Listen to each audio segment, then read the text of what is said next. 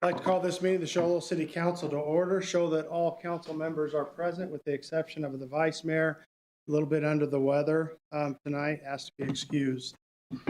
Tonight, I've asked Councilman Clark to lead us in the invocation, and I will lead us in the pledges. You would like to stand and join us? Our Father in heaven, we're thankful for this opportunity to gather as the city council for the city of Show Low. We are thankful for the conditions in which we are able to meet, and we're thankful for the wonderful building that we are able to reside in. We are thankful for those people who have served in this council and served as leaders of our community and who had the wisdom and the vision to build such great facilities and to dedicate their time and their energy and their wisdom to this community. We pray that that will bless them and their posterity of those who are still here with us, that they will be blessed for their dedication and their service to the community. We are truly grateful for those men and women. We are grateful for the opportunity we have to stand on the shoulders of giants who helped come and make this community what it is today. We pray that as we meet today, that we will have that same understanding and wisdom, that as we discuss matters before us, that it will affect the impact and affect the citizens of Show Low and have an impact on their lives, that we will be able to do so in a calm and a collegial way, that we will be able to think about how it will impact all of our citizens and make the best decisions for this community. We ask for thy wisdom in the finances placed before us that have been entrusted by the taxpayers. Pray that we will always do so with wisdom and with care. We ask this special blessing upon our vice mayor tonight, that thou will bless her to feel better and to make a full and speedy recovery. We pray that thou will be with our law enforcement and our first responders, help protect them, help watch over and guide them, and help them return home safely to their families. Please be with our military, with the personnel who are overseas, as they have sacrificed so much for the freedoms and the blessings that we have in this land. Please protect them and their families. And these things we humbly ask for in the name of thy beloved Son, Jesus Christ. Amen. Amen. Please join me in the pledge. I pledge allegiance to the flag of the United States of America and to the republic for which it stands, one nation, under God, indivisible, with liberty and justice for all. Thank you, Councilman Clark. I appreciate that. Thank you all for joining us tonight. Supervisor Seymour, it's always good to see you. Appreciate that. Next item on the agenda is, I want to thank the vice mayor. I know she's not here tonight for the meeting a couple of weeks ago, for taking over for me. I was one of the ones that got stranded down by the lake because of the weather, so I appreciate her stepping up. Next item on the agenda is call to the public. Any citizen desiring to speak on a matter that is with the jurisdiction of the city council may do so at this time. Seeing nobody run up here, I'll move call to the public. Next item on the agenda is under special events, introduction of a new city attorney. Mr. Brown. Thank you, Mayor and Council. It's with great pleasure tonight that I introduce Anna Atencio as our new city attorney. Anna, if you want to stand up and maybe come to the podium here. So Anna's been, I think she's lived in Show Low for about 25 years or so, and been up here quite a long time. She's worked for the Navajo County Attorney's Office and Public Defender's Office. I think she was in private practice for a while, so she's got quite a bit of experience in the legal field. And of course, her husband's Brad Carline. He's the county attorney, and she has 2 sons, I believe. Wanted you to keep that a secret. I think everybody knows that. Yeah. It's the worst kept secret. But we're just glad to have her. Today was her first day that she started, and just pleased to have her with us. And Anna, if you want to say anything, you can. Thank you. Mayor Leach, council members, Mr. Mutter, Brown, thank you so much. I really appreciate this opportunity to serve you and the city of Show Low. I'm looking forward to a long career here. Thank you. Good, welcome, and I'm definitely looking forward to working with you more. I was telling everybody when we got here, I had a meeting today with a city manager and a half and an attorney and a half and a full city clerk. So it was a first for me too. So welcome, and definitely looking forward to working with you and getting to know you better. And I'm really excited that you accepted the position and looking forward to moving forward for sure. Thank you. You bet. Anybody else comments? Thank you. Welcome aboard. I'll say something too. I'm not one to pass up the opportunity to speak, right? It's kind of in my profession, but I want to welcome Anna to the team. I think she'll do a great job. I know that there's many attorneys who are grateful that we've pulled her away from the public defender's office and they don't have to go against her in court now. She's a tenacious litigator. We're very lucky to have her. And I kind of feel like, she's been here for 25 years. So I feel like she's a true resident of Show Low, and it's always great to be able to fill positions like this from someone who is a local resident who is very competent and brings a lot to the table. So I'm very excited to have her on the team. So welcome aboard. Thank you, Brent. Thank you. Welcome. Any other comments? Welcome. Appreciate it. Thank you. Thank you. We don't know if we should clap for you, if that's just where do you go from there, right? All righty, next item on the agenda is recognition of a retired city employee. Mrs. McQuillan. You have the microphone. Thank you, Mayor and Council. Tonight, I would like to recognize Danny Milam. He's been with the city since January 2nd, 2001. And Friday is going to be his last day here. He's going to retire. He served in a few different positions. In 2004, he became a land administrator. And in 2005, he became a land administrator 2. And in 2009, he was promoted to the information systems manager. And he has run that division ever since. Danny has seen the city through many changes over the past 22 years in both technology as well as the growth and the changes of Show Low. Danny's been instrumental in 2 city hall moves, 2 library moves, and the move to the new public safety building, not only helping in the moves, but also planning for the future of technology at each site.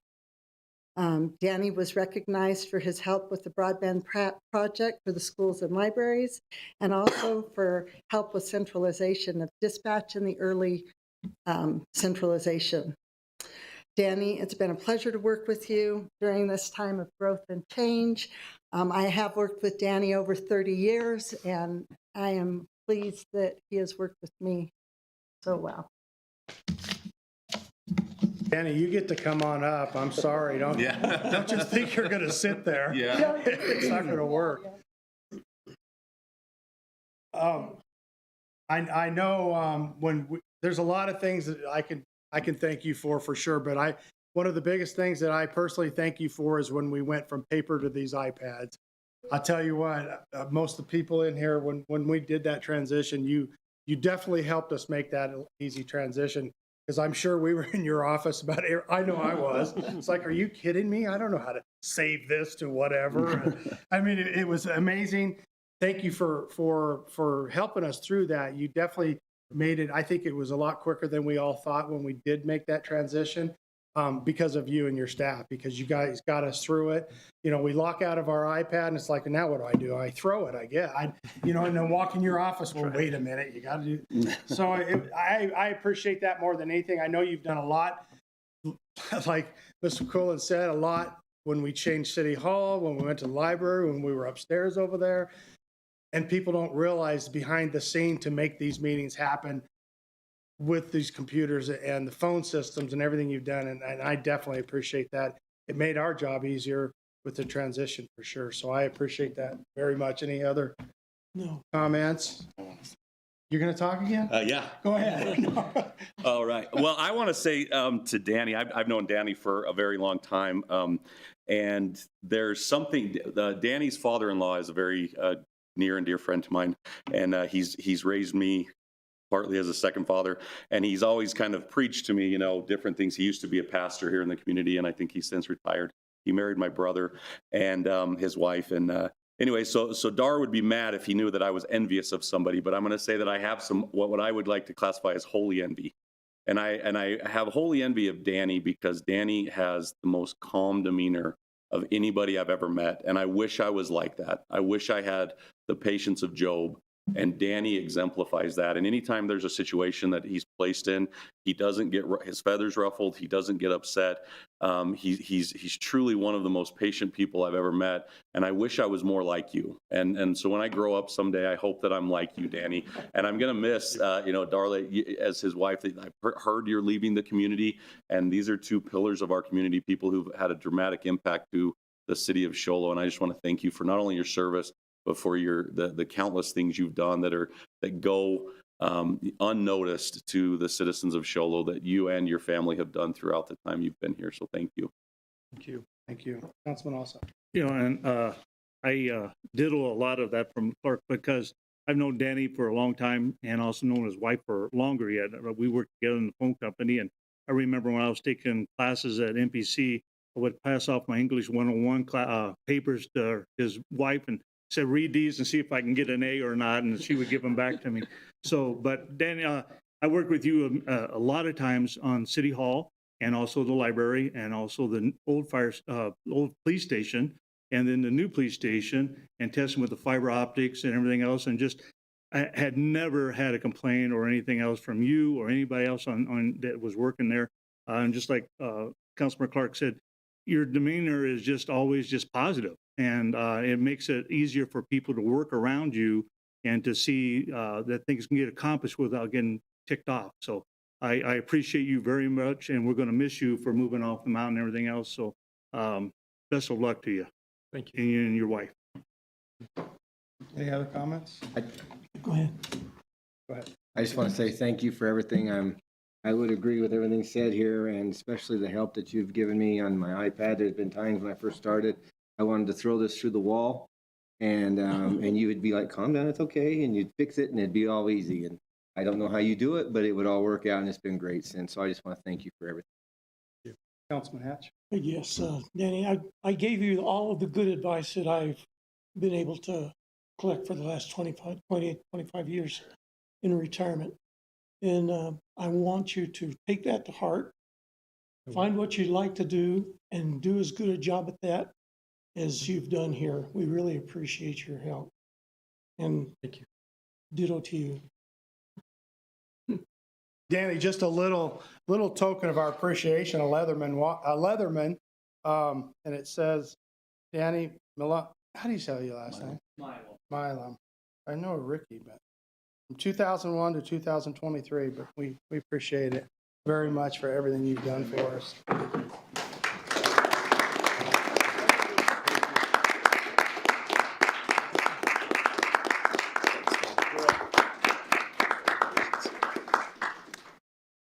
You know, retirement, you're going to go to work more. That's what I hear. Yeah. You will. Appreciate it.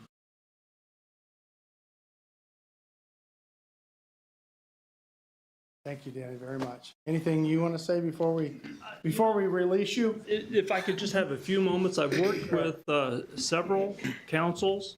I've worked with several city managers, city attorneys. I've had several bosses over the years, and I got to say it's a nice place to work. And I appreciate everything that all of you have done to support me. Ed, over the years, you've done so much to help me along, and I appreciate it. I wish all of the supervisors were available for me to talk to them individually, but again, thank you so much for everything that you've done for me over the last 22 years. Thank you. Thank you. Thank you very much. Enjoy. I can't leave yet. Now you. I know. Thank you. You take it home. All righty, next item on the agenda is presentation by Southern Airways.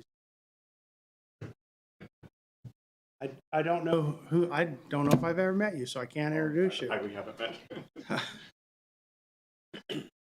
My name is Austin Mayer. Okay. I work with Southern Airways Express. Most of you have probably met Mark Sestari. Right. He's my colleague. He is based mainly on the East Coast, and I'm his counterpart now on the West Coast as our operations grow on this side of the country. So I'm actually based, hometown airport for me is Cedar City, Utah, which is another essential air service city. So I'm just up the road from Cedar in Utah. So born and raised on this side of the country, so I'm the main contact now for our airports as we grow out this way.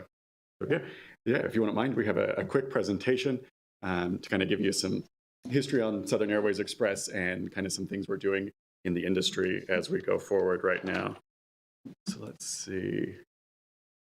There we go. Click. That's easy. All right. So this is a timeline of the history of Southern Airways Express. We started out very small in Memphis, flying people from Memphis to the Gulf beaches in Destin. And then from there, we've grown. We acquired Sun Air Express. We've developed a pilot recruiting program with SkyWest that I'll talk about a little bit. Later on, we acquired Mokulele in Hawaii, which grew our operation significantly. Later on, we acquired Makani Kai in Hawaii. Now we're actually the largest airline by departure in the state of, daily departures in the state of Hawaii. In 2018, we got an interline agreement with American Airlines. 2019, we got Alaska. In 2021, we acquired the agreement with United Airlines. And then just last year, we got the agreement with Hawaiian Airlines. Those interline agreements, I'll talk about at a later slide, kind of showing their importance for communities like Show Low and our operation as we go into Phoenix. In 2022, it was a pretty big year for us. We expanded clear into the far Pacific. So now we're operating in the Marianas Islands, in and out of Guam. So now we have those time zones. We have the Hawaiian time zones. And basically every time zone on the mainland. So we're spread across the entire United States. The only time zone we're not in, we're missing the Alaskan time zone and Puerto Rico. So we're missing a couple right there, but we're a pretty big operation across the entire country. So 2022 was a pretty big year for us. We also acquired Air Choice One. They were operating many of the same aircraft we were, so the synergies there were really great. This is our current route map. I don't know if many of you can see this. There's a few different zones on there. The upper left on the screen, that is all of our Hawaiian operations. Down on the far left, that's the far Pacific. Middle top, that's all of the central operations. So from the Gulf, we're adding new cities in and out of Chicago. Quincy is one of our newest cities. April 1st, we'll be adding Burlington as well. Down below, so bottom center, that's our Western operation. So on Sunday, we actually started Denver, Pueblo. We've been doing Denver, Chadron. And then down here with the operation, we've got Phoenix to Show Low, of course. And then we flipped. We were doing Imperial just to LA, but we connected those systems. So now we do LA to Imperial and then Imperial to Phoenix, Phoenix to Show Low. So our footprint there is growing. We also have the new maintenance base in Phoenix that really, really helps with the reliability. That maintenance base can work on any type of aircraft that we have. So that helps in case something goes wrong in this footprint. We have a maintenance base there to fix it as soon as possible. So as that footprint grows there in Phoenix, the synergies between the operations, it allows for more spares to be in the area, which really helps your reliability. And then even adding Pueblo and the Denver operation there, it's that many more aircraft that are closer to this operation that helps us, in case an aircraft goes down, we have other aircraft that are much closer that we can pull from. And then the East Coast, we do a lot of flying out of the Mid-Atlantic and then some operations in Nantucket during the summer. And that's actually where I'll introduce Brian. He's our local manager. So he manages the Solo station and the Phoenix station. And Brian actually was a key part in helping us get the Northeast flying set up. And then he's been out here for a few months, 6 months or so. Yeah. And Brian is a really, really great asset to have on the ground. He's one of our best station managers that we have in our system. So you're really lucky to have Brian here as a local resource for you. So this is when I'll talk about the interline partners a little more. We talked about Hawaiian, United, Alaska, and American. So we have bilateral benefits for all of our flyers on these airlines. And the way that works, if you're not familiar with the interline agreements and how the bilateral system works, you can go to our website, iflysouthern.com, and book a ticket from here to anywhere on American system, anywhere on United system, anywhere on Hawaiian's, and anywhere on Alaska's system. And then the bilateral benefit to that is also that someone could be looking someone could be in Frankfurt, Germany, looking on United's website or American's website and put in Frankfurt to Sholo, and from United's or American's website, it's going to show you the entire route all the way through to here. That works with Hawaiian. Hawaiian's our latest one. American is probably the biggest deal for you guys here because we're feeding into American's hub in Phoenix. And just to give a little bit of the work we're trying to do in Phoenix. So when you connect into Phoenix, you're actually going into Terminal 3, which is convenient for the United connections, Hawaiian and Alaskan connections. But it's not American's terminal, which is unfortunate because it is their hub.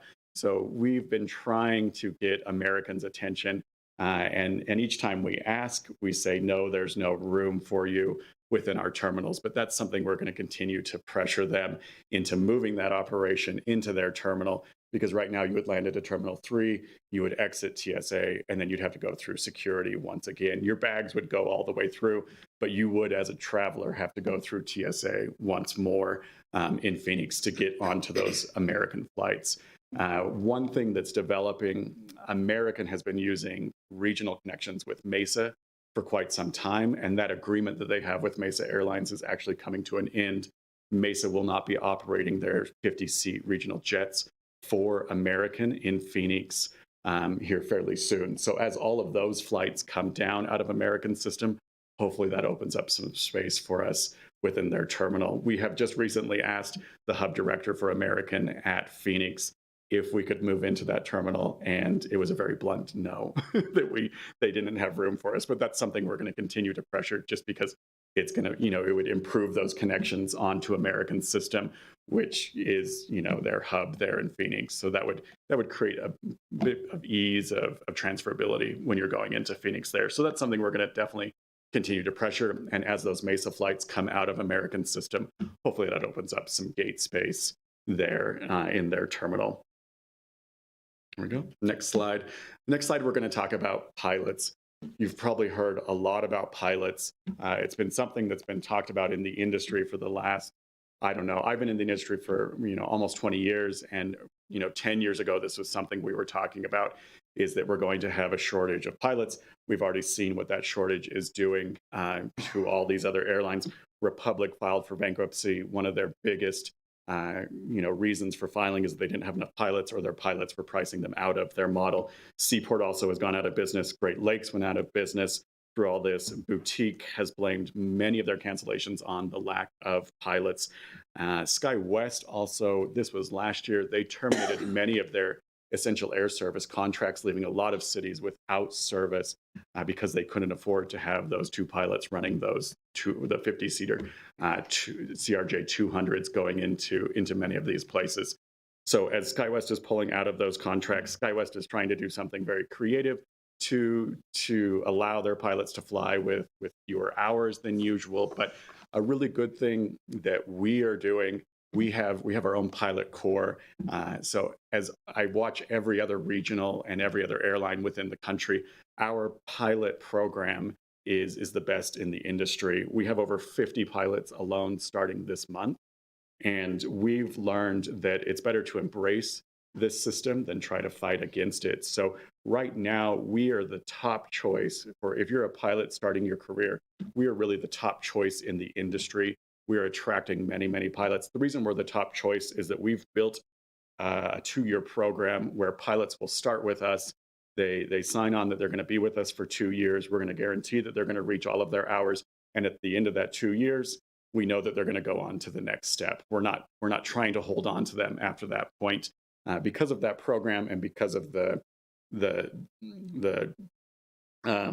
reputation we have in the industry for being a great place to train pilots and to get your hours, pilots are coming to us. They're spending that 2 years, and then they're going on to SkyWest, which we do have a flow-through program with us. So if you're a new pilot, which right now, you hear a lot about supply and demand.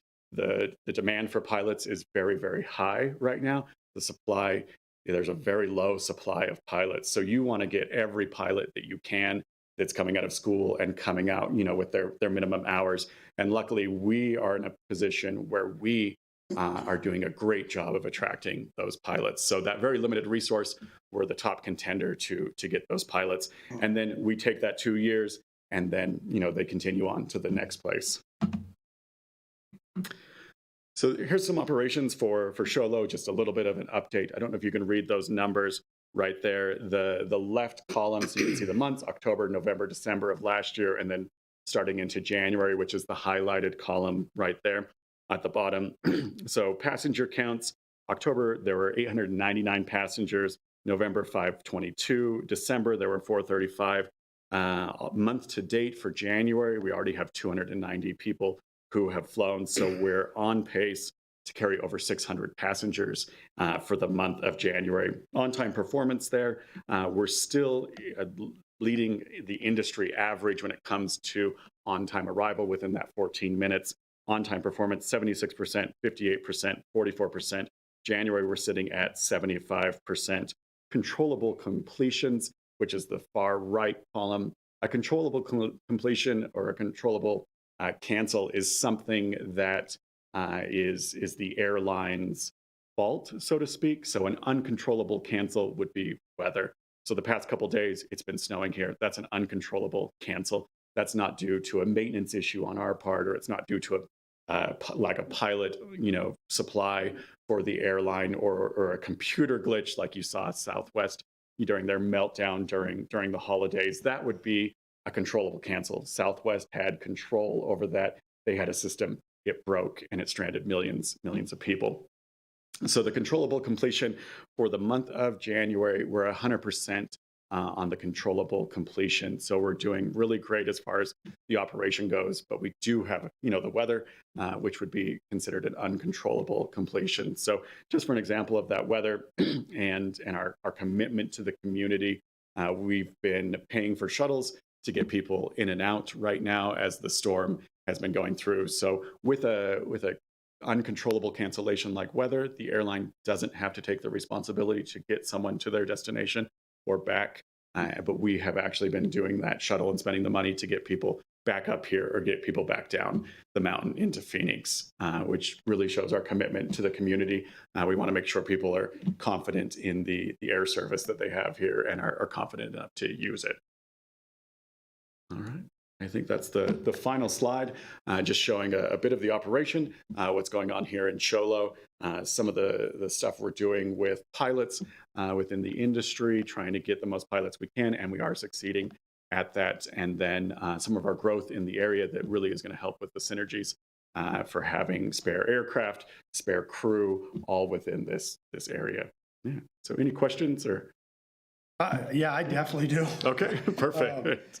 So I know we've met with Mark many a times, and I know reliability is I think growth is great. I love to see growth, but I also want to see reliability for stats or stats. We sitting up here hear from people in our community quite a bit, city manager as well. So, when we meet with Mark or whoever, it's reliability, stats or whatever. But we like to hear it from the people in the community. Mm-hmm. And right now, or it's better now. A month or so ago, I know the people would drive because they want to get back home. So I just worry that if you grow too much, is it going to hurt us though? Mm-hmm. Because obviously us sitting up here, our concern is reliability for our community. And we need to make sure that's number one priority. How big you grow, great. But as long as it doesn't hurt our community, I think it's awesome. So I know it's improved over the last time. I think me and the city manager met with your guys' staff. It's been a lot more reliable. When this council talked about different airlines, that was the number one priority, and it didn't take off that way. And I know that was the pilot was the excuse back then. I think before that all happened, there was all kinds of things, planes, parts for planes, and I know we all get all that because of. I don't want to say it because of the COVID thing, but we could lean on that, and we all did. Mm-hmm. No matter what business you were in, you couldn't get parts. We get that. People couldn't go to work. We get that. So moving forward, I think the direction we're going as of today, I know it's been good. I know you had to cancel yesterday due to weather, and I get that. But I'm glad to hear that it's not because we're waiting on a part. It's not because we need another pilot, or not because a plane's broke down somewhere. And that tonight kind of worries me about you guys growing, because if you grow, get enough planes to grow, I hope, and to make sure, because we care about our community and the reliability of the airline. Outside of that, okay, awesome, you guys are growing, but Yeah. we just want to make sure it doesn't, and I'm not speaking for everybody, but I personally want to make sure it doesn't cause our community any problems by your growth. Exactly. And the plane issue was part of it, I don't know, a year ago, so. Yeah, and as Anyway. our growth happens, that's why I want to focus on the growth. It's as we've linked Imperial into the Phoenix system, and then here, and then the growth in the Rockies, that helps the reliability, because then there's pilots, there's more pilots in the area, there's more planes in the area, and then that way, if something does go wrong with one plane, there's another plane to pull from. Where if you're sitting, in one, if you're very isolated, that if one plane goes down or the crew goes down, then that cancels the entire thing. Whereas as we grow in the area, that actually helps by the efficiencies and the synergies by having more planes and more pilots in the surrounding area to pull from.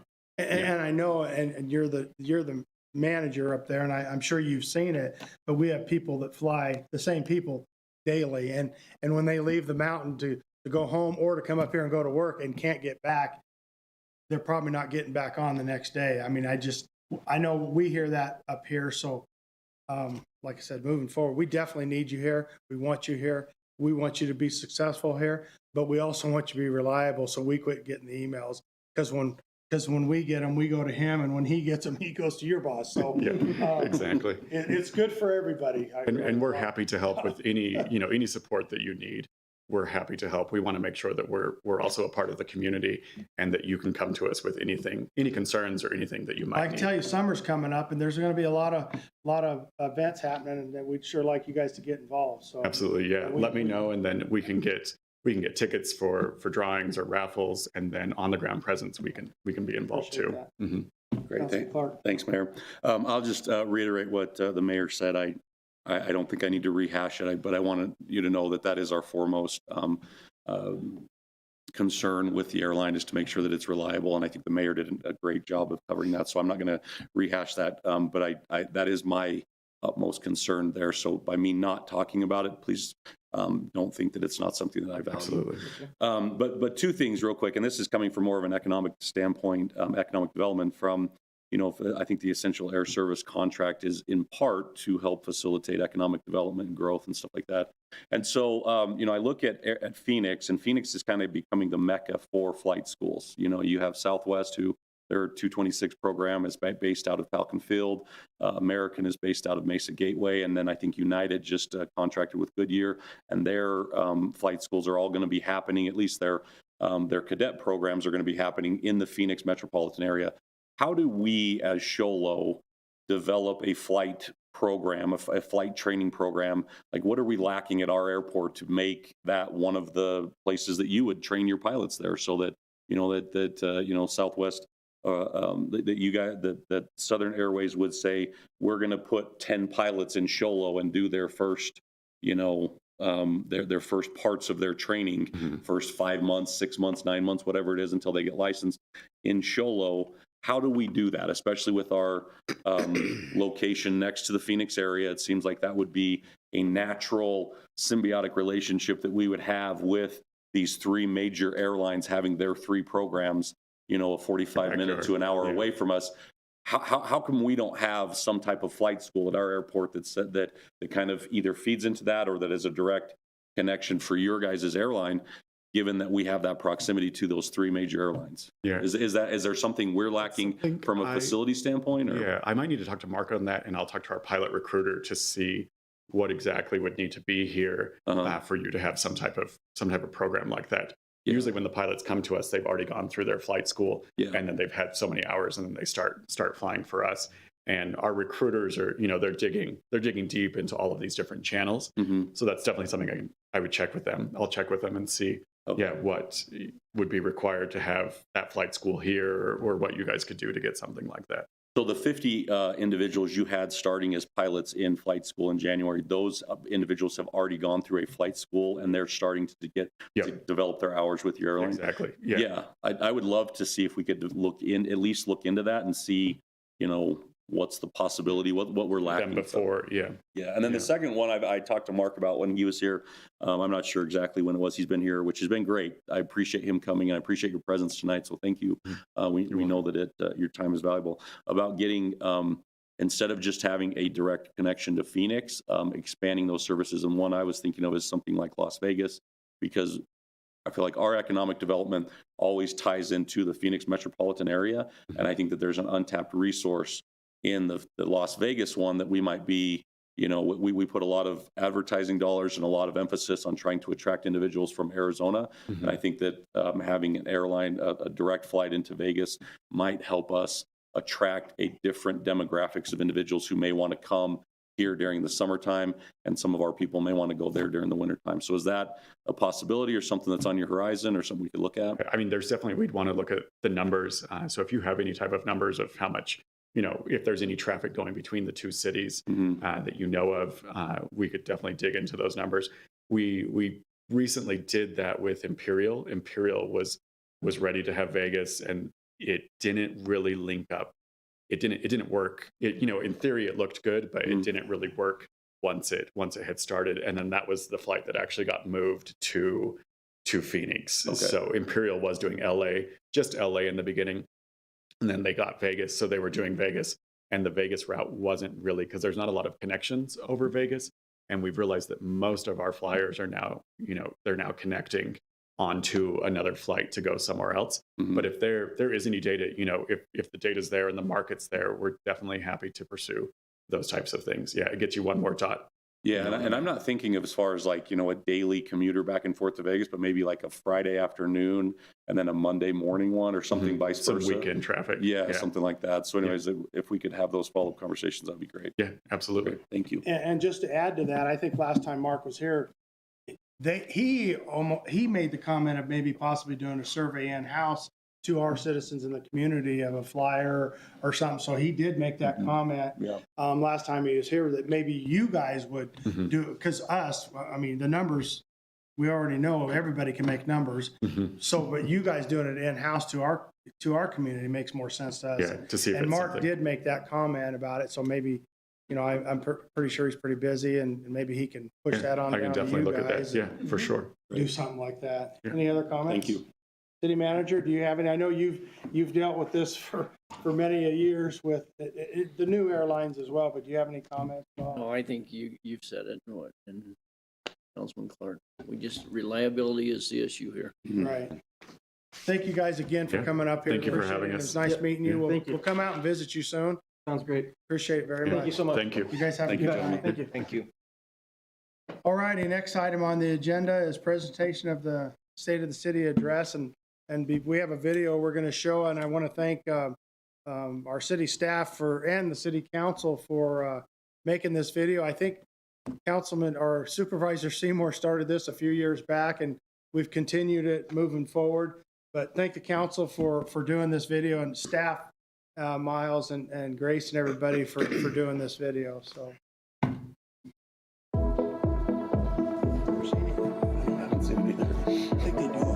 Yes. Yeah. Popcorn.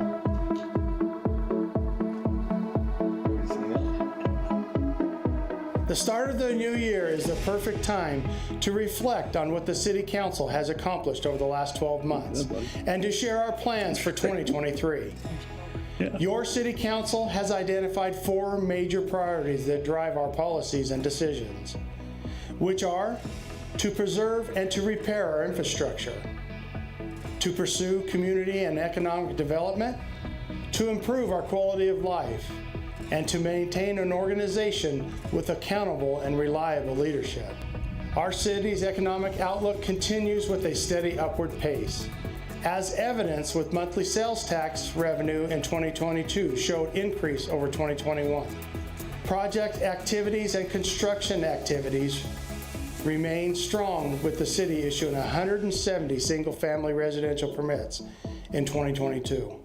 Our long-standing policies of being fiscally conservative and saving money for the future allows us to complete important projects every year. 2022 was no exception, as we completed several key projects to maintain and improve existing infrastructure. This year we were able to complete another citywide pavement improvement project in the Park Plaza subdivision. Portions of West Cooley and the streets south to McNeil were reconstructed as well. West McNeil from Fox Canyon to the Deuce of Clubs received a ribbon curb and a new asphalt section. The city is working towards the extension of East Owens between South Central Avenue and 2nd Street, as well as the replacement of the bridge structure downtown at the intersection of East Hall and North 11th Street. Sidewalk connectivity continued throughout the city. In partnership with a grant, the city is completing another downtown streetscape improvement project along East Huning. Upcoming projects include roadway improvements to the McNeil Acres subdivision, the Nicholas subdivision, and East McNeil from Central to North 8th Street. The Arizona Department of Transportation has continued the improvements to US 60 and SR 260 within our city limits. The Federal Highway Administration has completed the design of improvements for Joe Tank Road from SR 260 to Buena Vista Trail as part of a grant received this past year. The project is slated for construction in fiscal year 2024. With the bond funding, multiple wastewater replacement projects accelerated into construction this year. The sewer infrastructure from West McNeil and connecting streets was replaced. The subdivision of Nicholas, McNeil Acres, and the area along South 11th Street was also completed wastewater replacement work, allowing for the needed roadway improvements to move forward this summer. A gravity sewer main extension was completed to eliminate the Wayneberry lift station, reducing operation costs for the city. In 2023, upcoming wastewater projects included improvements to the Camptown area and large capacity improvement projects along East Savage and North 6th Street near the wastewater treatment facility. This year, backup generators were installed at multiple well sites, increasing the capacity and water production during emergency situations. The construction of an additional 1 million gallon water tank storage tank at the Tank 8 site is nearly completed and is scheduled to be online prior to summer. Old and undersized water lines in the Parkview subdivision and along East Owens from South 11th Street to South 2nd Street are being replaced with adequate water lines and more hydrants. This year, water line replacement improvements are planned in the Fawnbrook subdivision and the first phase of Fool's Hollow subdivision. The city is also working to optimize water production out of the existing wells currently within the water distribution system. The update to the city's water master plan and well operation plan is currently underway, and once completed will give the city direction for new capacity improvements over the next 20 years. In pursuit of economic development and business growth, we welcome new businesses. Homeland Fence and Supply, Legacy Barbershop, Monica's Cafe, Step Propane, and AZ Max Oral Surgeons.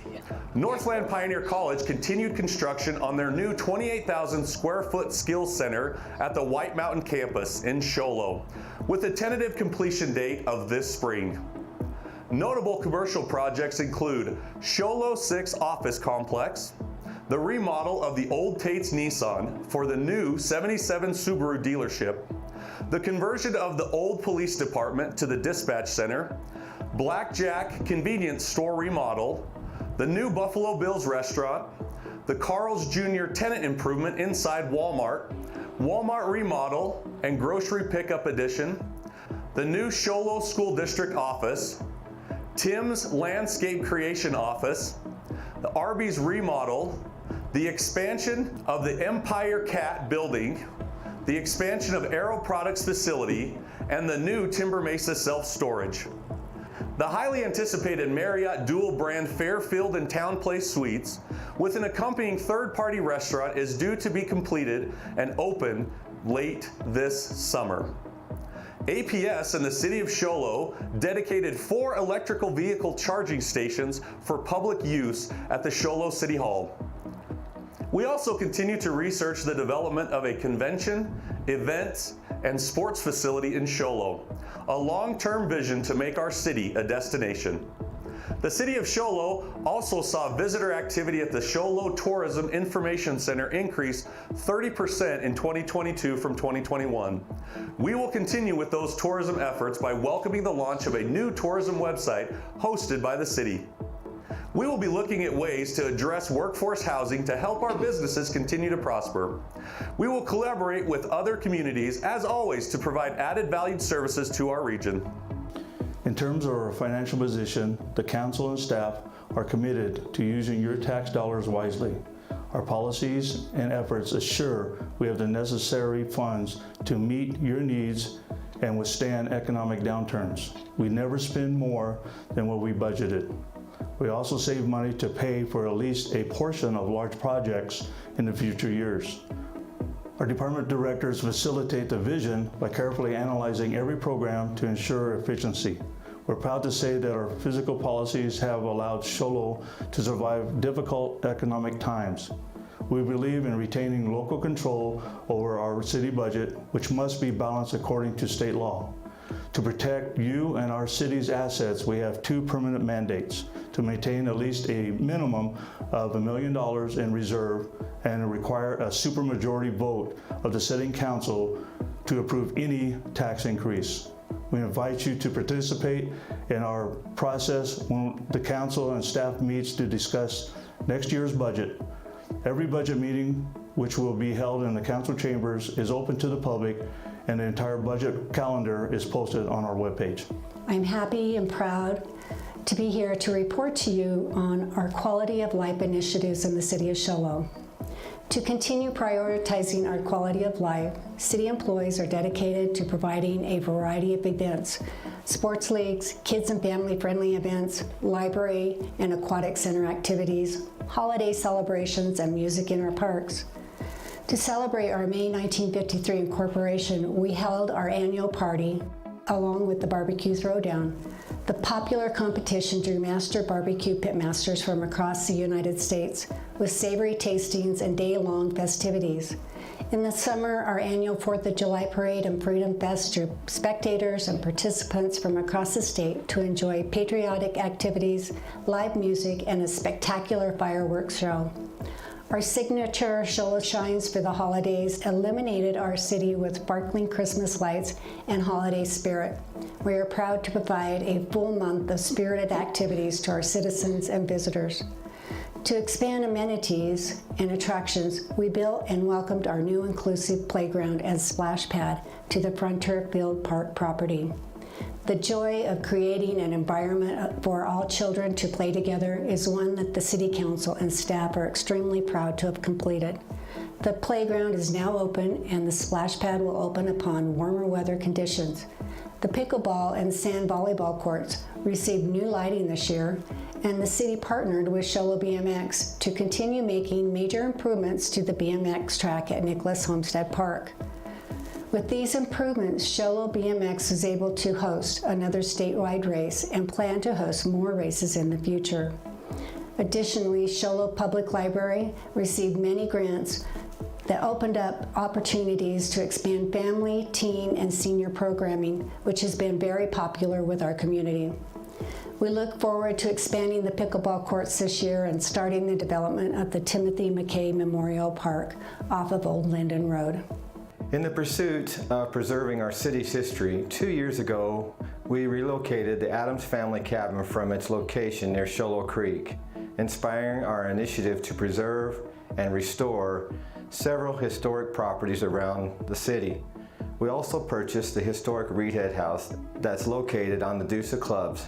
Major restorative plans have been completed to the home and numerous other effects to preserve and protect its history and significance. Looking ahead to 2023, our plans include improving restrooms and other infrastructures at city parks, improving Show Low Lake campgrounds, making road, water, and wastewater improvements citywide. The city's newly appointed commuter airline, Southern Airways, has daily flights between Show Low and Phoenix with steady use by passengers. Southern Airways is proud to facilitate the city airline transportation at Show Low Airport. We attribute much of our success to our steadfast employees and volunteers who deliver their best in serving our community. Our advisory committee, such as the Senior Patrol, the Library Friends, all provide their services free of charge.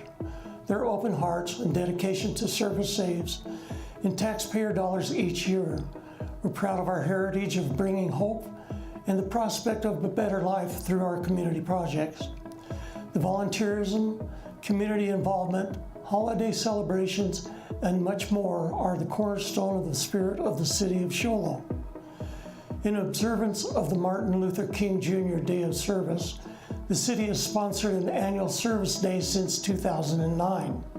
We invite you to join us this year on April the 29th for our community service project. We offered our 24th annual Project Clean Sweep program. We also provided a free Christmas tree recycling site, co-sponsored the 14th annual Electronic Waste and Used Tires Collection event with Navajo County. If you're interested in participating in our Adopt a Street or any other volunteer-based programs, please contact the city for more information. In addition, we supported the 11th annual Community Fast of Compassion, helping our community raise more than $53,000 for individuals and families in need during the holidays. We sincerely thank everyone who donated their time, money, and efforts. Your donations truly changed lives. Your City Council extends endless gratitude to you for your confidence in our ability to handle city affairs, a sentiment that we carry in each and every decision we make, and the way we uphold the standards of our community. It is the desire of your City Council to convey how much we strive to maintain the trust of our community and that of the public. Your City of Show Low staff and the City Council are dedicated to serving to the best of our ability in each and every project, decision, and incentive we implement. Let us leave behind a legacy, building a foundation of the past on which we build the future of the city for tomorrow and the future generations. We openly welcome your feedback. We are responsive and transparent, and we work together as a group in a nonpartisan way. We appreciate all that each and every citizen, organization, and business do to make our community a better place to live. On behalf of the City Council, I extend our deepest appreciation. We wish you and your family the best of health, peace, and prosperity, and happiness in 2023. May God continue to bless you and our community. Thank you.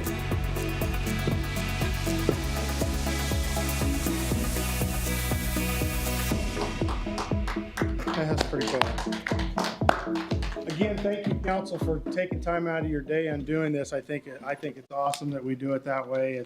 I think next year I'll wear a rubber band because it got a little windy out there. So my hair got messed up a few times. But anyway, thank you guys very much. I think it's awesome to do that State of the City address like that. So I appreciate you guys and city staff for sure on putting that video on. All righty. Any questions or comments or before we move? Okay, moving right along, consent calendar. We'll consider resolution number R 2023-01, approving submitting applications for Arizona State Park Lands and Water Conservation Fund. Consideration of resolution number R 2023-02, approving submitting an application for Arizona State Park funding, local and regional. Consideration of resolution number R 2023-03, approving submitting application Rebuild America Infrastructure. Item D, we're going to pull. Item E is consideration of non-commercial ground lease with the Trujillo family, and consideration of the minutes of the Show Low City Council meeting, regular meeting, January 3rd, 2023. Is there any questions or comments or a motion to approve the consent calendar as read? Councilman Alsop. Yeah, I'd like to pull item 7C just to talk about it. Okay. Going to pull item 7C. I'll look for a motion. Go ahead. I'll move to approve the consent calendar as it's been presented minus item number C. And Bullet D. Got a motion, got a second? All those in favor? All those approved? Same. Councilman Ossoff. Yes, thank you. Item C is the acquire a grant program for Scotts-Rite Roads Bridge project. Some of the council probably knows this and some of them don't. Just give it a little history of what's going on with this thing. Back when Rick Fernald was mayor, we were talking to McCain and Flake about getting some money for this bridge, and nothing really transpired. And so then Mr. Whipple and myself went back and we talked to McCain, Flake, and Kirkpatrick, and gave us some paperwork to talk about the bridge and about how it'll save lives and give us another route out in case there is a forest fire or something like that happens. And it kind of fell shy again. And then after that, at that time, Mayor Seymour and myself went and we talked to Martha McSally, and she went a long ways for taking the paperwork and giving it to her staff, and they took off with it. We don't know where it went to after that, but when we met with Kristen Cinema, all we did was meet with staff, and that was about it. It could have been thrown in file 13 after we walked out. And Tom O'Halloran, it just like went in one ear and out the other. So we're hoping now with Mark Kelly and Krista Cinema, maybe somebody will jump up and try to do something for this bridge. It's something that we've been lacking, and we've been working for for at least 10 years, I believe, city manager, 10 years, At least 10. To try to get this project completed. The only one we haven't talked to is Eli Kane yet. He's probably the only one that he's so new that he probably hasn't any idea. Instead of just sending us a letter, Mayor, I think what we ought to do is try to work something out where we get with the city manager and we get with the sitting U.S. senators, Mark Kelly and Krista Cinema and maybe Eli Kane, and try to get them to come to Navajo County and talk to us here instead of us giving letters. It appears that the letters in the last 10 years hasn't done anything for us. And I think this will get people where they can hear what these senators and congressmen are really talking about or thinking about with us giving this information and just letting it go through their hands. We have the same situation down in Tonto Creek with they were supposed to be building that bridge down there, and nothing transpired about that, but they can pass a $1.9 billion budget, and we can't get $25 million here to get this thing done, or even get things working for us for a safety project that we need to have. So those are my concerns. I don't mind sending a letter, but we've done it for over 10 years and we haven't got anywhere. So we need to do something else about kickstarting some of these people that we vote for. So that's it for me. I'll let you go first because I know you. Just a matter of clarification. We've been working on it for over 10 years, and we have got some help out of the federal government. Congressman Renzi got some money for us for first phase, as did Congresswoman Kirkpatrick.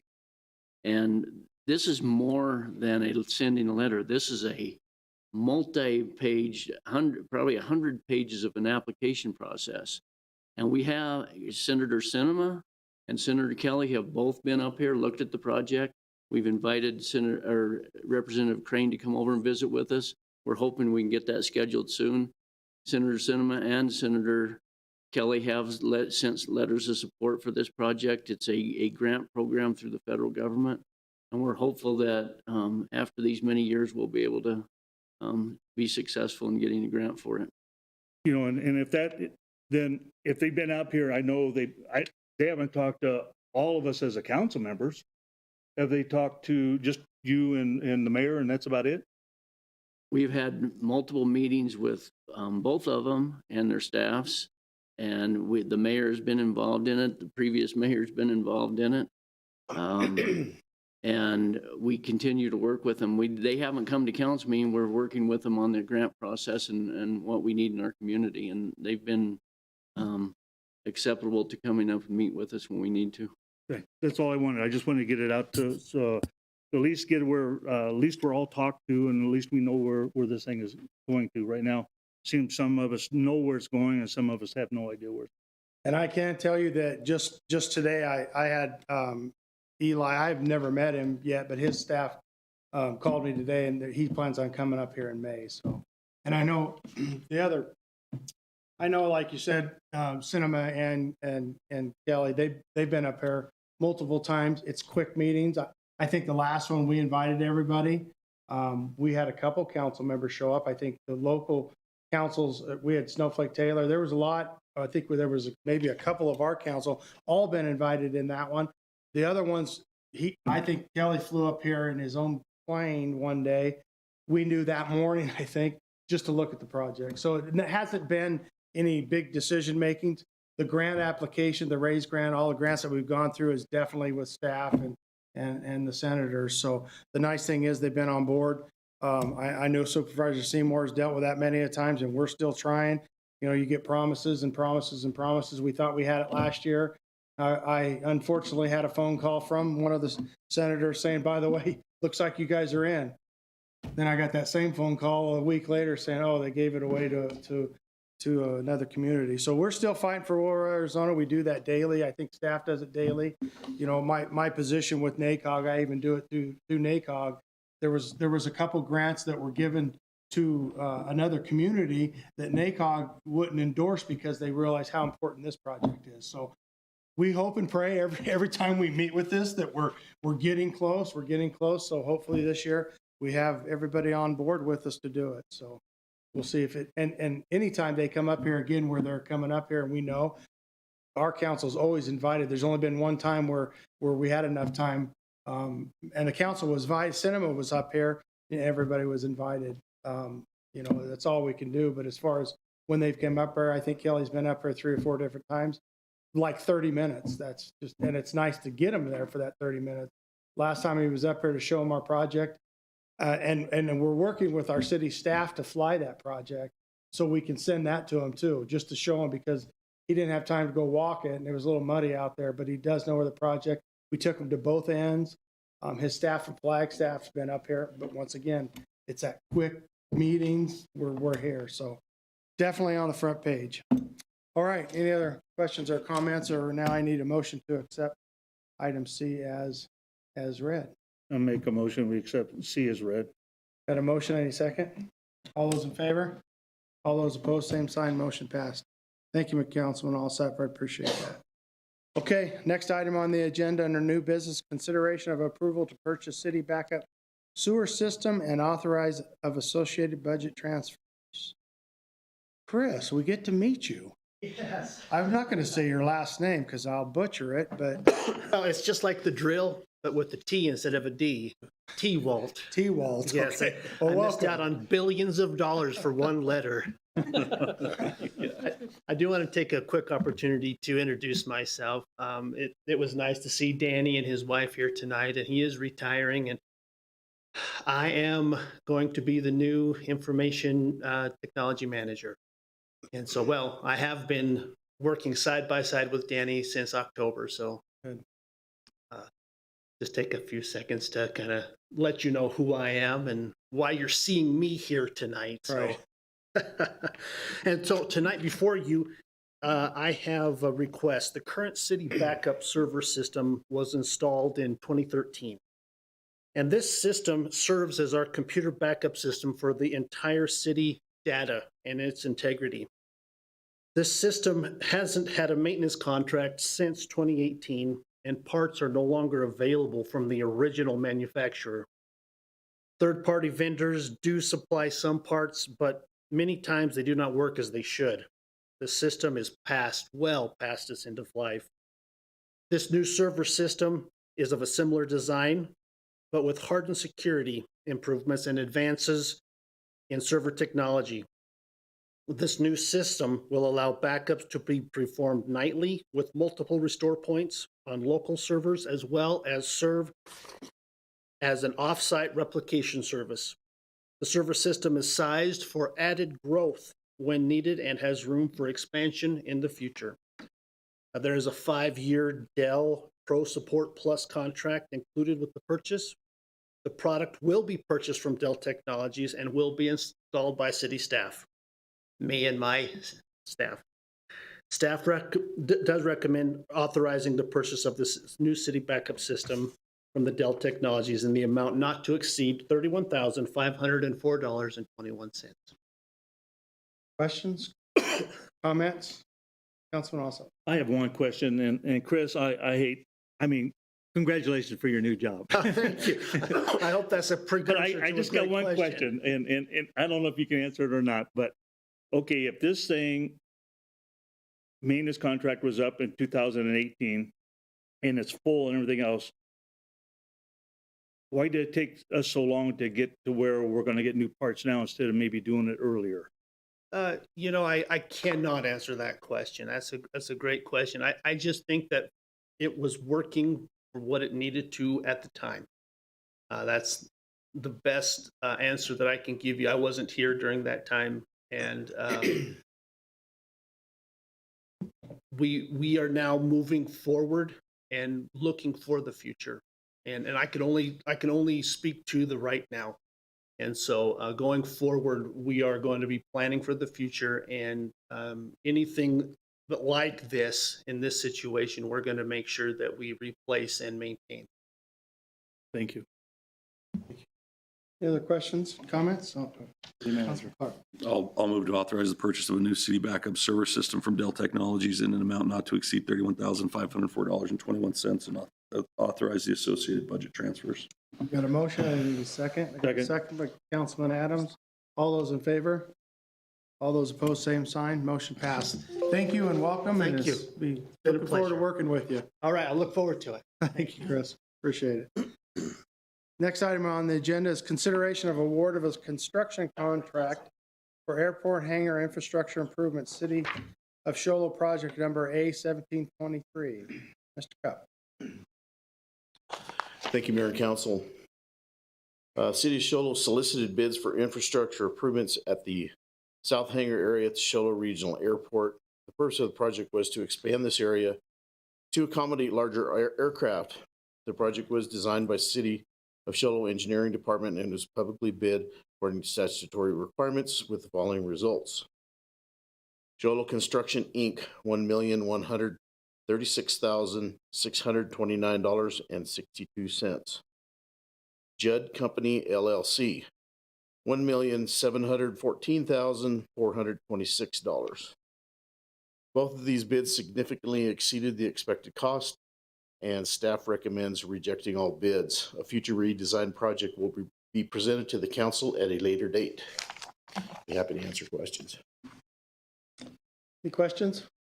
Yeah, I got a question, Mayor. Councilman Alsop. Bill, so for the infrastructure of improvements for the hangar, what were we looking for that was going to cost us over $1 million? Well, we weren't expecting it to be over $1 million, which is why we're making our recommendation. But the project included a new ramp that could accommodate what they call Group 2 aircraft, which have wingspans exceeding 49 feet. We also had to extend the sewer lines. We had to extend water and power, and also extend Corporate Way all the way to the project. So that's basically the scope of the project. So we had to do corporate for the plane to go down, or? Yeah. Okay. Yeah, Corporate Way would, and also for vehicles to access those hangars. Corporate Way in that area serves as a taxiway or taxi lane, and also a vehicular access for those hangars. The plan was to install 8 new hangars at that location. Okay. Questions? Motions? Councilman Jett. I move to reject all bids for airport hangar infrastructure improvements, City of Show Low project number A-1723. Got a motion, got a second by Councilman Clark. All those in favor? All those opposed, same sign. Motion passed. Thank you, sir.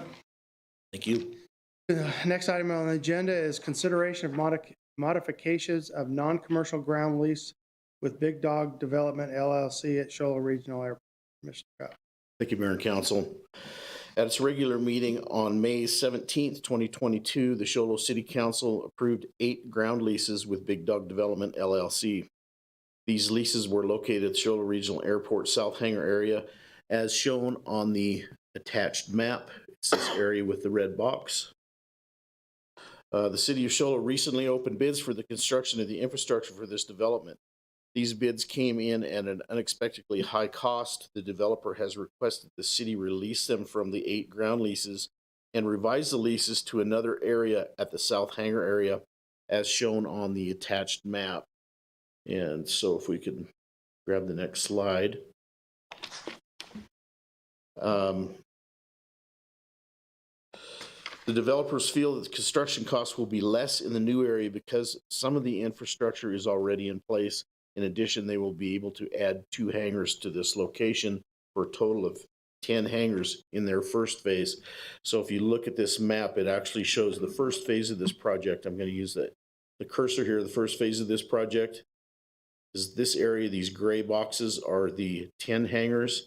And then upon success of the first phase, they propose in the future to build an additional 10 hangars in this area. Big Dog Development is proposing to construct taxiways and improvements in the new location in order to construct 10 hangars. The hangars will be approximately 6,375 square feet, in addition to leasing apron and setbacks of approximately 7,950 square feet of ground lease for each hangar. In order to construct these hangars, utilities would need to be extended and additional taxiways and apron would need to be constructed. As with the original leases, Big Dog Development is proposing that they pay for the required infrastructure, including site survey.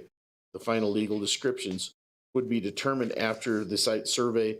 Big Dog Development will be reimbursed through the city, giving credit for lease payments until the cost of the infrastructure has been repaid to Big Dog Development. This will be reflected in each lease agreement. As anticipated, this would be paid back in approximately 20 to 25 years, which includes our yearly consumer price index increase on each lease. The final cost of the infrastructure will be determined when the infrastructure is complete and approved by the city council. The city will bid out the work on the infrastructure, which will also be inspected by the city. Staff recommends modifying the leases with Big Dog Development LLC from the 8 existing ground leases at the current location and approving the modified non-commercial ground leases for 10 hangars at the new location with Big Dog Development LLC at the Show Low Regional Airport, and authorizing the mayor to sign all documents on behalf of the city for the lease of the property. Happy to answer any questions. Can you move it up to that other slide, number 5? Just that one right there. Just how much property is in that red area? You know, roughly? I'm just kind of curious. That seems like 20 hangars in there. That's got to be a big piece of dirt right there. I apologize, Mayor. I don't know what that is. That's all right. Just for my own. And then my other concern is we just did item B, and now what if item C comes in at a huge cost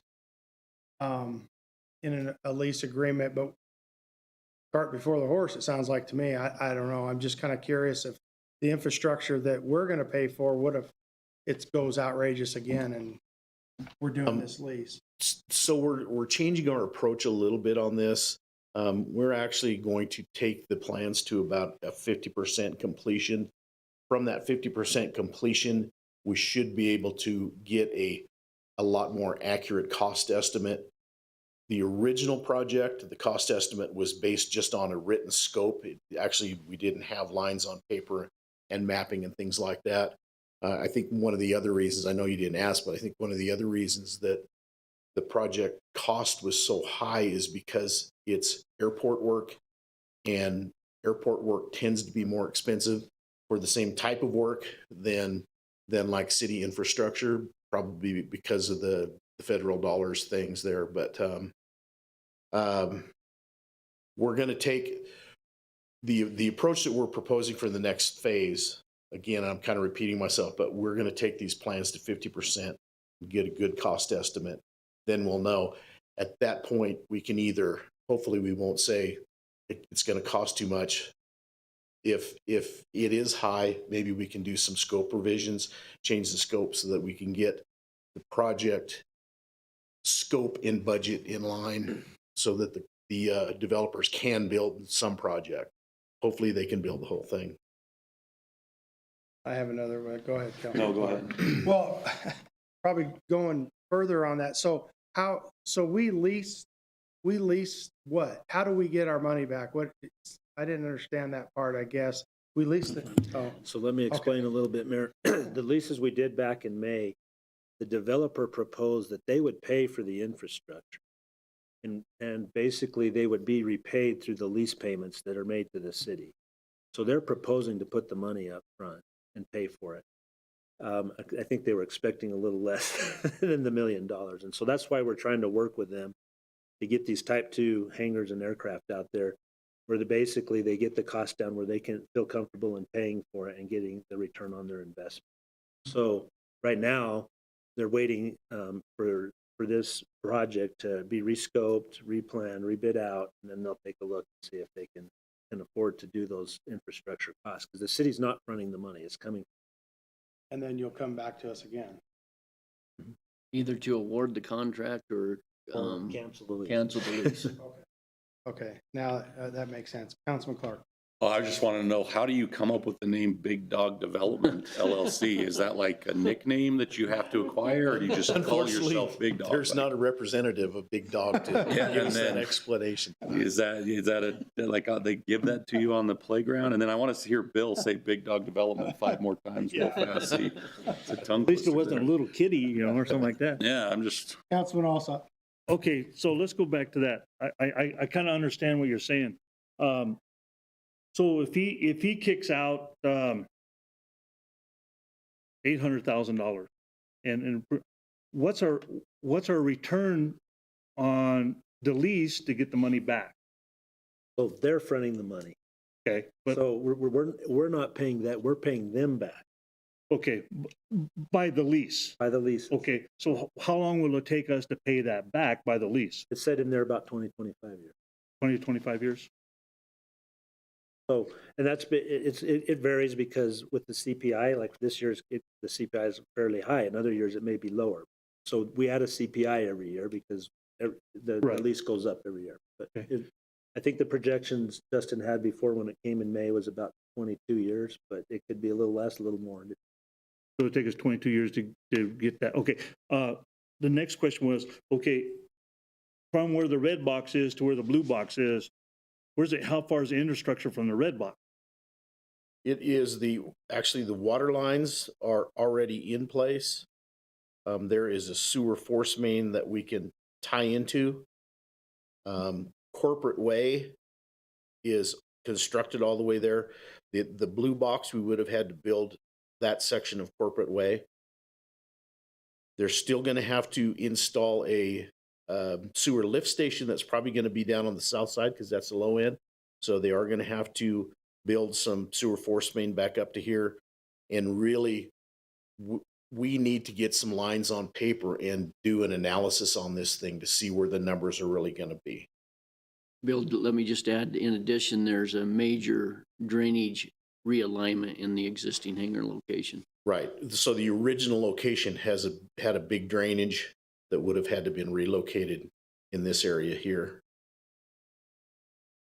And that accounted for, it was under 100,000, but it was an expense. So where would that pad be to get the plane in and out and all that stuff? So the planes with the new configuration, the planes can taxi either here or here or here to access this area. With the area in the blue box, they were going to build a new and wider taxiway off of this the main taxiway here. You know, all the construction has to go into that red box. Now, does that have to be approved by the FAA or anything on the airport committee? Well, we're building the taxiways to FAA standards as far as the widths go and the thickness of the pavement and things like that. But since this is a city funded or private party funded, the FAA isn't going to be reviewing the drawings or anything like that, but we will. So they don't even look at the depth of the ditches or compaction or anything like that? That's just the city stuff? The compaction they will be on the taxiways, because, I mean, we're not going to submit things to them, but we will have to design it to their compaction standards. So dimensionally, things will meet FAA requirements, but FAA isn't going to be looking at this project. They're not going to be approving plans. They're not going to be inspecting any of the construction. With the FAA, is that how come it increased a little bit, the price of having them or being on inside the airport gate, the fenced area? I think that's a factor just because the contractors that work on airport projects, typically airport projects are more expensive than other infrastructure projects. So I do think there's that cost factor, that add-on cost factor, just because it's on an airport. Okay, thank you. Morgan, real quick. So how is this going to work when you say 20, 25, whatever it ends up being once you get it for the first part of the first 10 hangars? And then, does that mean they will renew the lease again if they go to the phase 2? We're not doing it all now. I believe that's what you said, just phase 1. Yeah, so in phase 1, they're at the old location, they could fit 8 hangars. In this new location, they can fit 10 in the first phase. So that helps them pay it back maybe a little quicker. Us pay it back to them basically quicker from the leases. And then they would go, there's probably more infrastructure they'd have to do the phase 2, but it might be a little cheaper because the stuff is closer and close by. And we maybe be able to pay back the phase 2 portion a little quicker than that. So right now they're just going for the 10 hangars in phase 1, but they look at it and say we could add additional hangars if there's the demand for the phase 2. 20 total, right? Yeah, 20. And these are what they call type 2 aircraft, which are your larger jets and aircraft that can fit in these hangars. The other hangars are built for more smaller aircraft, but they feel like there's a demand up here for that type of aircraft. Councilman Clark, you were good. I think I got that right, Jake. Is that right? I'm not an airport guy, but the type 2 aircraft are the bigger aircraft. Okay, appreciate that. Any other questions, comments, or motions? I'll entertain a motion. I'll move to modify leases with Big Dog Development LLC from the 8 existing ground leases at the current location to a new location for a total of 10 ground leases with Big Dog Development LLC at the Shola Regional Airport, and authorize the mayor to sign all documents necessary on behalf of the city for the lease of the property. Got a motion. I got a second by Councilman Hatch. All those in favor? All those opposed, same sign. Motion passed. Thank you. Thank you, Mr. Cup. Appreciate that. All righty, next item on the agenda is summary of current events. Council member, Councilman also. Yeah, thank you. Attended a Main Street meeting this last week. Main Street is doing great. All the stuff that they put together this last year for all the events, the trunk or treat, the kid zones for the trunk or treat, the farmers market, the battle of the bands and food bands, they did great. Matter of fact, the farmers market is already sold out for this next year, and it doesn't even start until Memorial Weekend. So it's looking great for this next season for the Main Street, and now they're just looking at some other type of what they want to do for the city this next time. Everybody knows about the walls down here on 9th. Main Street did that, and then they donated $10,000 to the memorial for the police officers. And so now we're looking for another project that we can work with and stuff like that. So also attended a Transport Advisory Committee meeting. That's my first time doing that, and boy, what an eye-opener. It's neat what we do for this community in transportation and how we get things around, and the people that's involved in the government. There's still some glitches that they're trying to work through, and we're looking at different avenues. And once we get everything done, I would like to present it to the council of what we're looking at and where they're going, and to give you a good idea where the transit system's going and how we're going to do things. So just to give you an idea, I'll give you a report later on when we get everything finalized. Thank you, Councilman Oss. I appreciate that. I know there's a lot of grants out there for transportation in rural Arizona, so pretty important we stay on top of that. Any other? City manager. Yeah, a couple of things here. We've started the process for prepare the city fiscal year 2024 budget. As the council, we had a budget meeting with the council this evening, but we'll be holding a town hall budget meeting for citizen input this Thursday, January 19th at 6 p.m. here at the council chambers. All our budget meetings are open to the public, and you can check out the list of the dates on our website at sholoaz.gov. The Show Low Senior Center, actually, it'll be at the Senior Center, but as people that's been here for many years remember, the Whipple family has had a groundhog breakfast every Groundhog's Day. It's going to transition over to the city, and we're going to have that groundhog breakfast. It's a free breakfast at the Senior Center on 301 East McNeil on Thursday, February 2nd, 6 a.m. to 9 a.m. or until the food runs out. That'll be biscuits, gravy, eggs, and orange juice to be served. And that's a good event, and we encourage everyone to attend if they're able to on that. We're currently accepting applications from citizens interested in serving on the Show Low Aviation Advisory Committee, the Board of Adjustment, Parks and Rec Advisory Committee, and the Planning and Zoning Commission. The applications are available at City Hall or on the city's website at sholoaz.gov. Yeah. All the applications are due by Friday, March 3rd at 5 p.m. to the city clerk's office. And for more information, you call the city clerk's office at 532-4061. We have several public works projects going on. They started water main installation on 11th Street, and it's heading west. Work on East Huning streetscape is nearing completion. When the weather breaks, we'll have a few more projects starting. We're bidding out quite a few projects at this time, and we appreciate everyone's patience as we do these projects. And finally, as this is the last time I'll address you as city manager in a council meeting, I wanted to share a few thoughts. I love Show Low. I grew up here and have lived here most of my life. I've always wanted the best for our community and wanted to make a positive difference. The city has changed since I came to work here in August of 1988, as you can imagine.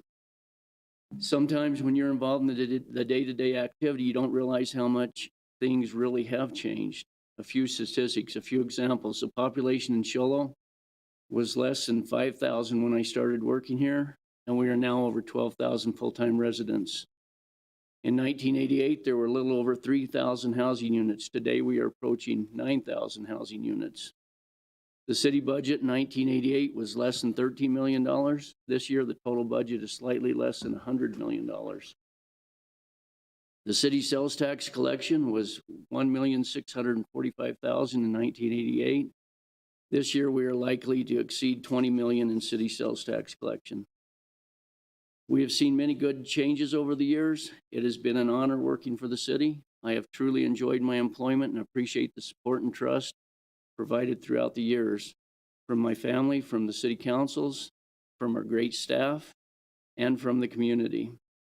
I'm proud to say that together we've been able to accomplish much for the city and have the city in a very strong financial position. And I wish for continued success and prosperity for the city of Show Low. Thank you. Thank you. Thank you, city manager. I can, just so you all know, the next meeting, our first meeting in February, we are going to recognize our city manager, our retiring city manager then. So if you want to hold your comments to that, but I know each time I meet with Ed over the last month, like, gosh, I can't believe you're leaving. And it seems like I've been with him for as long as I've sat in this chamber, not just this one, but planning and zoning in here. So we will have a time at the next meeting. We'll have a little presentation for our retired city manager then. So if you want to hold your comments to then, I'd appreciate that. But Ed, thank you for everything you've done. Next item on the agenda is scheduling of meetings. Just a reminder, the town hall this Thursday. Town hall, okay. Okay, at this time, I'll entertain a motion to go into executive session. We'll discuss or consider legal advice from our city attorney or attorneys. I don't know how we got everybody here tonight, but anyhow, I'll entertain the motion. We go into executive session. We go into executive session. Got a motion, I got a second. Councilman Adams, all those in favor? All those opposed? Same sign. At this time, we'll go into executive session. Thank you, Supervisor, appreciate it. Good seeing you.